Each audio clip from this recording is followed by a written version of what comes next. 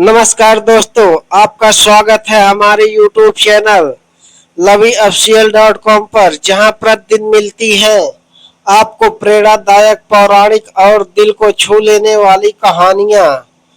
आज की हमारी कथा है एक कटोरा खिचड़ी, भिक्षुक की अंतिम पुकार। यह कहानी आपको भक्ति, करुणा और इंसानियत की असली परिभाषा समझाएगी। तो चलिए शुरू करते हैं। बहुत समय पहले की बात है। एक छोटे से गांव में एक वृद्ध भिक्षुक रहता था। उसका नाम था हरिदास। उसका जीवन बेहद कठिन था, लेकिन उसका दिल उतना ही विशाल। वर्षों से वह गांव में घूम घूम कर भिक्षा मांगता और जो थोड़ा बहुत मिलता उसमें से भी आधा गौशाला और मंदिर में दान कर देता।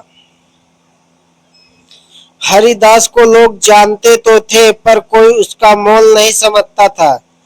सर्दियों की एक कड़ाके की रात थी। गांव में ठंडी हवाओं के साथ साथ गरीबी की भी मार पड़ी थी। हरिदास दिन भर भिक्षा मांगता रहा, पर किसी ने कुछ नहीं दिया। भूख से व्याकुल, थक हार कर वह मंदिर के पीछे वाले खंडहर में बैठ गया और ईश्वर से बोला, हे प्रभु, आज भी कुछ न मिला। लगता है मेरा अंत समीप है, लेकिन यदि मेरा यह जीवन कभी किसी के काम आया हो तो कृपा करना प्रभु, भूखा मरना नहीं चाहता। वही पास ही एक विधवा स्त्री गौरी अपने छोटे बेटे के साथ एक टूटी झोपड़ी में रहती थी। उसके पास भी कुछ नहीं था, बस थोड़े चावल और दाल बची थी, जिससे वह एक बार और खिचड़ी बना सकती थी। उसने भगवान की मूर्ति के सामने हाथ जोड़कर कहा, प्रभु, ये अंतिम अनाज है मेरे पास, लेकिन अगर आज कोई भूखा हो तो उसे मेरा हिस्सा मिल जाए। मुझे विश्वास है आप कल कुछ उपाय जरूर निकालेंगे। और उसने खिचड़ी पकाई और निकल पड़ी उस भूखे को खोजने।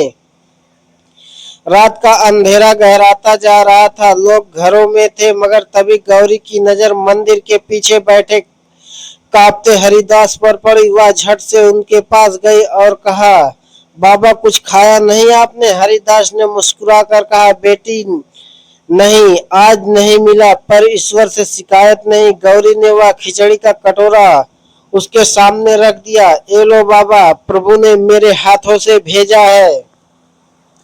हरिदास की आंखों से आंसू बह निकले। उसने वह खिचड़ी खाई और उसी रात चैन से सो गया।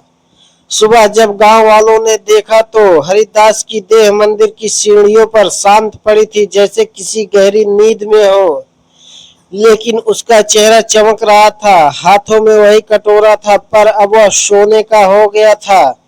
गांव में हड़कंप मच गया। मंदिर के पुजारी ने रात का सपना सुनाया। स्वप्न में प्रभु प्रकट हुए और बोले, उस खिचड़ी में इतना प्रेम, त्याग और भक्ति थी कि मैं स्वयं उसे पाने आया। हरिदास अब मेरे लोक में है और गौरी को मैं इस गांव की मां बना रहा हूँ। अगले ही दिन गांव के हर घर से भोजन गरीबों में बांटा गया। गौरी को गांव की रसोइयों का अधिकार दिया गया और हर साल उस दिन को सेवा दिवस कहा जाने लगा। दोस्तों, यह कहानी हमें सिखाती है कि भक्ति सिर्फ मंदिर में नहीं, मन में होती है।